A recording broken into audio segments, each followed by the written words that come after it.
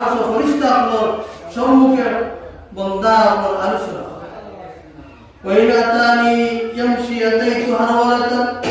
যদি বন্দা আল্লাহর দিকে অর্ধহাত অগ্রসর হয় বন্দা যদি আল্লাহর দিকে অর্ধহাত অগ্রসর হয় আল্লাহ পাক পরবর্তীকার আলম রহমত বন্দার দিকে এক হাত অগ্রসর বন্দা যদি আল্লাহ পাক পরবর্তীকার আলম রহমতের দিকে যদি হাঁটি হাঁটি অগ্রসর হয় আল্লাহ পাক পরবর্তীকার আলম রহমত বন্দার দিকে দৌড়ে অগ্রসর এর কারণে এই মজলিস বড় বরকতময় মজলিস অন্য হাদিসের মধ্যে আল্লাহ পাক পরবর্তীকার আলম ফরমাইছেন যে জায়গায় কুরআনের হাদিসের আলোচনা হয় জিকির হয় আল্লাহ পাক পরবর্তীকার আলমের একদম রহমতের ফেরেশতা হয় এই বান্দা আমার সাইয়ের দিকে বেষ্টন করে বান্দা আমার দিকে আর হইল এরপর তাদের উপরে আরেকজন পড়া দি আল্লাহ আরো সুন্দর করে ফেরেশতা হয়ে যায় আল্লাহ পাক পরবর্তীকার আলমে ফেরেশতা আমার প্রশ্ন হলো ফেরেশতা আমার বান্দা বলে পিতা আল্লাহ কথা বলে আল্লাহ এরা এখানের মধ্যে বুয়া এর কারণে বুয়া তার জান্নাত চায় আর জাহান্নাম থেকে মুক্তি চায় বলে বান্দা ও আমার ফেরেশতা বলে আমার বান্দা বলে আমার জান্নাত দেখছেন বলে না আল্লাহ তোমার জান্নাত তারা দেখছেন আমি আমার জাহান্নাম দেখছেন বলে না আল্লাহ তোমার জাহান্নাম দেখছেন না বলে আমি আল্লাহর দেখছেন বলে না তারা তুমি আল্লাহর দেখছেন না তোমার রাসূল দেখছেন না আল্লাহ পাক পরবর্তীকার আলমে ফেরেশতা বলে ফেরেশতা বলে তোমরা সাক্ষী দাও আমি আমার বান্দা বলে maaf করে দিলে সুবহানাল্লাহ একবার সুবহানাল্লাহর আওয়াজ যদি কোনো ঈমানদার মুমিন বান্দা কোনদিন একবার সুবহানাল্লাহ আল্লাহ পাক পরবর্তীকার আলমে জান্নাতের মধ্যে তার লাগি এমন একটা বাগান তৈরি করে রাখেন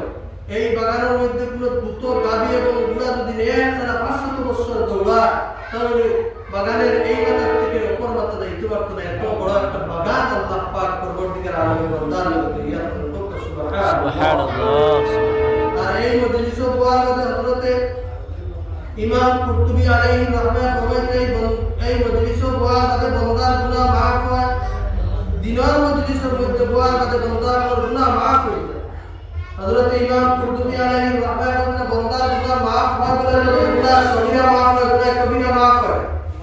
কিন্তু বান্দা তো সগীরা গুনাহ করে না আমরা মিনিটে সেকেন্ডে গুনাহ কবিরা গুনাহ করতে থাকি হযরত ইমাম কুরতুবী আলাইহি রাহমাতুল্লাহ ফরমাইছেন যে তো সময় বান্দা এই মজলিসের মধ্যে বইয়া আখেরি মুনাজাত করিয়া তওবা করিয়া বান্দাদের সময় বাড়ি দিব তোমার আল্লাহ পাক পরবর্তীকার আলমে তার সগীরা গুনাহ লগে তার কবিরা গুনাহ maaf করে দিলেন সুবহানাল্লাহ এই দিনের মজলিসের এত দাম এর কারণে আমরা এই দিনের মজলিস যত তাড়াতাড়ি আমরা এইটা মজলিসের মধ্যে হাজির হই আমি হালাইছি আল্লাহ পাক পরবর্তীকার আলমে ফরমান ইয়া আইয়ুহাল্লাযীনা আমানু তাকুল্লাহ হাক্কা তুকাতিহি ওয়া লা তামুতুন্না ইল্লা ওয়া আনতুম মুসলিমুন ওয়া মা ইমানদার মুমিন বান্দা তোমরা আমি আল্লাহর পরিপূর্ণভাবে ডরাও তোমরা আমি আল্লাহর ভয় করো হাক্কা তুকাতিহি ওয়া লা তামুতুন্না ইল্লা ওয়া আনতুম মুসলিমুন আর তোমরা মুসলমান না হয়ে মৃত্যুবরণ মুসলমান না হয়ে মৃত্যুবরণ করিও আল্লাহ পাক পরবর্তীকার আলমে বলেছেন এর মত যদি তোমার জিন্দেগিটা এমন এক অমনকে বানাও আল্লাহ কি বানাও নবীজির সুন্নাত অনুযায়ী তোমার জিন্দেগি কাটাও আল্লাহ পাক পরবর্তীকার আলমের হুকুম অনুযায়ী জিন্দেগি কাটাও নবীজির সুন্নতি তরিকায় তোমার জিন্দেগি কাটাও যদি তোমার নবীজির আল্লাহর হুকুম আর নবীজির তরিকা অনুযায়ী তোমার জিন্দেগিটা কাটাও হয় তুমি মুসলমান হইবা আর মুসলমান হওয়ার পর তোমার যে সময় তোমার দম বাইরে যাইত ওই সময় তোমার জবান থেকে লা ইলাহা ইল্লাল্লাহ মুহাম্মাদুর রাসূলুল্লাহ আর হাদিস শরীফের মধ্যে আল্লাহ রাসূল সাল্লাল্লাহু আলাইহি ওয়াসাল্লাম ফরমান মান আখির কালাম ইনদাল মাউত লা ইলাহা ইল্লাল্লাহ যার আখির কালাম যার শেষ বাক্য লা ইলাহা ইল্লাল্লাহ সে জান্নাতের মধ্যে যাইবে সুবহানাল্লাহ আমরা যাতে আমরা সারা দিনের তামান্না আমরা জান্নাতের মধ্যে এই জান্নাতে যাইতে হইলে আমরা আখির বাক্য তাহলে লা ইলাহা ইল্লাল্লাহ আখির বাক্য যে সময় আমরা লা ইলাহা ইল্লাল্লাহ জবান দিয়ে বানাই দিব ওই সময় আমরা মুসলমান এই দুনিয়া জমিন থেকে গেলাম আর কিয়ামতের ময়দানে আল্লাহ পাক পরবর্তীকার আলমে আমরা রেলা হিসাবে জান্নাত দান করবেন সুবহানাল্লাহ এর কারণে আমরা মুসলমান সাহাবা ইকরাম আর আমল আমরা বৃদ্ধি হইতো আমরা সাহাবা ইকরাম আমরা যারা আমল করছেন সাহাবা ইকরাম যখন নবীজির মজলিসে বসে নবীজি একটা কোনো মাত গান্নাতি পেয়ে যখন সুন্নতর আমল বয়ান করছে, নবীজির মাথা শেষ হয়েছে, সাহাবা একরাম ওপর আমলের মধ্যে ভিডিও গেছে। এইরকম আমরা নবীজির সুন্নত বল চুনি চুনি আমল করি। যদি আমরা নবীজির সুন্নত বল চুনি চুনি আমল করি আর আমার জিন্দেগির মধ্যে ফিট করি, তাহলে কাল কিয়ামতের দিন আমি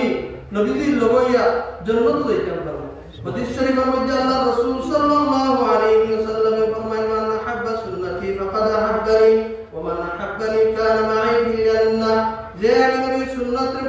মহব্বত করব সে দুনিয়াকে আমি নবীর মহব্বত করব, আর যে আমি নবীর মহব্বত করব কাল কিয়ামতের ময়দানে আমার নবীর জান্নাত যাইব। আমরা জিন্দেগির মধ্যে নবীর সুন্নত করব। যদি আমরা নবীর সুন্নত বল জিন্দেগির মধ্যে ফিট করি না, তাহলে নবীর মহব্বত আমরা যদি এমনি যদি আমার নবীর মহব্বত আছে, নবীর লগে জান দিলে প্রাণ দিলে, যদি আমার প্র্যাকটিক্যালি আমি যদি নবীর একটা মহব্বত রে সুন্নত রে আমার জীবনে ফিট করতে পারি না, তাহলে এই রকম মহব্বতের দাবি করা আমার মতন দুঃখা আর কেউ হতে পারে না। হযরত আব্দুল কাদির জিলানী আলাইহির রহমান একজন ব্যক্তি হইল, হুজুর দোয়া করবা আমি যেন একজন ছেলে সন্তানের বাবা হই। হযরত আব্দুল কাদির জিলানী বলে, যা বেটা 1 বছর অপেক্ষা কর, তুমি একটা ছেলে সন্তানের বাবা হইবে। 1 বছর পরে এই ব্যক্তি আবার হযরত আব্দুল কাদির জিলানী রাহমাতুল্লাহি তাআলা আলাইহি কাছে বলে, হুজুর কিতা দোয়া করলাম, আমি তো কোনো সন্তানের বাবা হইতে পারলাম না। হযরত আব্দুল কাদির জিলানী রাহমাতুল্লাহি তাআলা আলাইহি বলেন, অবশ্যই তো আমার দোয়া কবুল হওয়ার কথা, অবশ্যই তো আমার দোয়া কবুল হওয়ার কথা, কারণ তুই কি বিয়া করছস? বলে, জি না হুজুর, আমি বিয়া করছি। বলে, আমি বিয়া না করে জন্য তোর বিয়া না করে সন্তানের আশা করা যেমন বুকামি, নবীর সুন্নত জিন্দেগির মধ্যে না ফিট করিয়া নবীর মহব্বত করা তেমন বুকামি। এর কারণে আমরা নবীজির সুন্নতগুলো আমরা জিন্দেগির মধ্যে ফিট করি। আমরা নবীজির সুন্নত যদি আমরা জিন্দেগির মধ্যে ফিট করি, তাহলে নবীর মহব্বত আমার অন্তরের মধ্যে থাকবো। আর নবীর মহব্বত যদি আমার অন্তরের মধ্যে থাকে, কাল কিয়ামতের ময়দানে নবীর লগে আমি জান্নাতে যাইতে পারবো। আমরা তো অনেক সময় অন্য হাদিস শরীফের মধ্যে আল্লাহ রাসূল সাল্লাল্লাহু আলাইহি ওয়াসাল্লাম ফরমান, কোন মানুষ যদি মান আহাব্বা সুন্নতি ইনদা ফাসাদ উম্মতি ফালাহু 10 মিয়াত শাহীদ, 10 মিয়াত শাহীদ, আল্লাহ আজরু মিয়াত শাহীদ। أو كما قال رسول الله صلى الله عليه وسلم, আল্লাহ রাসূল সাল্লাল্লাহু আলাইহি ওয়াসাল্লাম ফরমাইলেন, কোন মানুষ যদি আমার একটা সুন্নতের দুর্দিনও কায়েম করে, পালন করে, এটা প্রতিষ্ঠা করে, কাল কিয়ামতের ময়দানে 100 শহীদের সওয়াব নিয়ে জান্নাতে হইতে যাবে। এর কারণে নবীর একটা সুন্নত যদি আমরা পালন করি, আর ওটা সমাজের মধ্যে খালি আমি পালন না, আমি আরেকজনকে কইতাম বলে তুমিও সুন্নতটা পালন করো, মিসওয়াক আমি করি, আরেকজনকে মিসওয়াক করার উপদেশ দিতাম বলে, ভাই তুমি মিসওয়াক করো, এর যদি মিসওয়াক লয় না তাহলে তুমি লইয়া দাও, তার মিসওয়াক তুমি ভাই করো। যদি হ্যাঁ মিসওয়াক করবো, হেও সব পাইব, আর তার ওই যে মিসওয়াক করার যে তুমি দিলা, তার উপহার দিলা, ওই হিসেবে তার একটা সুন্নত তুমি আমল করানি লইলা, এই সুন্নতের আমল করানি লওয়ার কারণে তুমি একটা সওয়াব পাইবা। এর কারণে আমরা মানুষের কাছে তসবিহ এত তুলি দেই, মানুষের আল্লাহর দিকে আমরা ডাকি, মানুষের সুন্নতের দিকে আমরা ডাকি। আমরা তো খেয়ে দেই এই রকমের দুনিয়া কাজের মধ্যে আমরা মানুষের ডাকি। আমি নামাজ যাই আর আমার ভাই লগর ভাই 80,000 কি বলে, ভাই আও চলো নামাজটা মাগরিবের আযান হয়ে গেছে, নামাজটা পড়ে যাই, নামাজটা আদায় করে যাই। এইরকম আমরা আমলটা আমরা জিন্দগি ফিট করা লাগবো, মানুষের আমরা আমলের দাওয়াত দেওয়া লাগবো। মানুষের যে সময় আমি আমলের দাওয়াত দিব, তখন মানুষও এই নামাজ যে সময় পড়িব, মানুষ যে সময় নেক আমল করা লাগাইব, তখন এই যে নেক আমল করিয়া এত তার পরিপূর্ণ নেক আমলের সওয়াব পাইব। আর তুমি যে তারা কইলা দাওয়াত দিছিলা, এই দাওয়াতটার হক তুমি আদায় করলা, আর তুমিও সওয়াব পাইলা, তার সমপরিমাণ সওয়াব পাইলা। এর কারণে আমরা যাতে মানুষের দিনের দাওয়াত দেই, মানুষের হকের প্রতি ডাকি। আল্লাহ পাক পরবর্তীকার আলেমে ফরমাইছেন, ওমান আহসানু কাওলান মিম্মান দাআ ইলাল্লাহ, এই ব্যক্তির চেয়ে কার কথা উত্তম হতে পারে, ভালো হতে পারে, যে মানুষটিকে আহ্বান করে আল্লাহ, ও মানুষটি কার কথা ভালো হইতে পারে, উত্তম কথা কার হইতে পারে, যে মানুষরা ডাকে আল্লাহর দিকে আও, আল্লাহর দিকে, আল্লাহর হতে আও, কামিয়াবি। তাই মুয়াজ্জিনে যে সময় হাইয়া আলাস সালাহ, কয় আও নামাজের দিকে আও, নামাজের দিকে আও। মুয়াজ্জিন কয় না হাইয়া আলাল ফালাহ, আও কামিয়াবির দিকে আও, কামিয়াবির দিকে আও। তাহলে মুয়াজ্জিনের কথাটা শরত থেকে উত্তম। অনেক সময় মসজিদের মধ্যে আজান দিলে মানুষ মিলে বলে তুমি দেও, তুমি দেও, আমি আজান পারি না, মাইকও পারি না। এর মধ্যে আজান কেউ দুদিন দেওয়ার লাগে, তার আজানের এত গলত ভুল,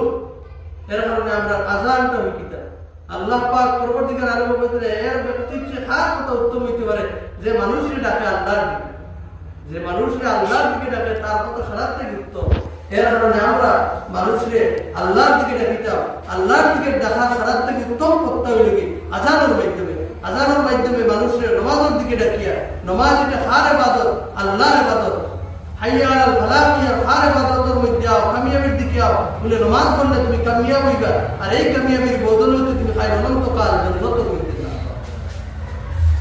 এর কারণে আমরা আজান শিখিতাম, যারা আমরা আজান জানি না আমরা সবাই আজান শিখিতাম, যারা আমরা আজান শুদ্ধ করে জানি আরে ভাই জানে না আমি তাহলে আজান শুদ্ধ করে শিখাইতাম। এটা হলো কি আমার জীবনের খাস। আমি একটা বস্তু জানি আর সুদিশা বইয়া যদি মৌলানা হয়ে বই রই তাহলে আমি মানুষের শিখাইতাম, একজনে শিখে না আমি তারে ভালো করে দিন শিখাইতাম, দিন ইসলাম শিখাইতাম, তারা শরীয়ত প্রতি আমল করা শিখাইতাম। কিন্তু মানুষের আজ খাই সমাজের মধ্যে গুনাহ কাজ প্রচলিত হয়েছে, গুনাহ ঘরে ঘরে গুনার কাজ চলে, গ্রামে গ্রামে গুনার কাজ চলে। এই গুনাহগুলোর থেকে আমরা মানুষদের রুখিতাম। আই খাই তো নেশাবগুলো যদি হক মাত মাতে মিম্বর হয়ে মাতে বাদরুদ্দিন সাকরি মসজিদের প্রেসিডেন্ট